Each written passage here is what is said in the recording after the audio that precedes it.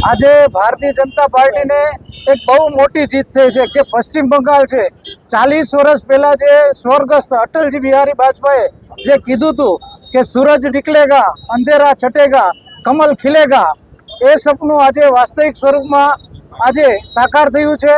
પશ્ચિમ બંગાળની આપણને બધાને ખબર છે કેવી સરકાર હતી અને લોકો કેવા ત્રાસેલા હતા, એ આજે એમાંથી મુક્ત થયા છે। ખરા સમયની એક આઝાદી પ્રાપ્ત થઈ એવો અનુભવ અમારા કાર્યકર્તાઓમાં પણ ત્યાંના બંગાળના કાર્યકર્તાઓને જે વાત થાય છે એના ઉપર એ પ્રકારનું પણ વાતાવરણ બન્યું છે। આજે લોકોએ જે ભારતીય જનતા પાર્ટી પર જે વિશ્વાસ મૂક્યો છે અને બંગાળના કાર્યકર્તાઓનો ખૂબ ખૂબ આ દિવસે અમે એનો ખૂબ આભાર માનીએ છીએ। આજ ભારતની અંદર આખા ભારતમાં પશ્ચિમ બંગાળના શાસનમાં ભારતીય જનતા પાર્ટીનું શાસન આવ્યું છે, એથી ખૂબ આનંદિત છે। ઠેર ઠેર આજે વિજય ઉત્સવ ઉજવાય છે।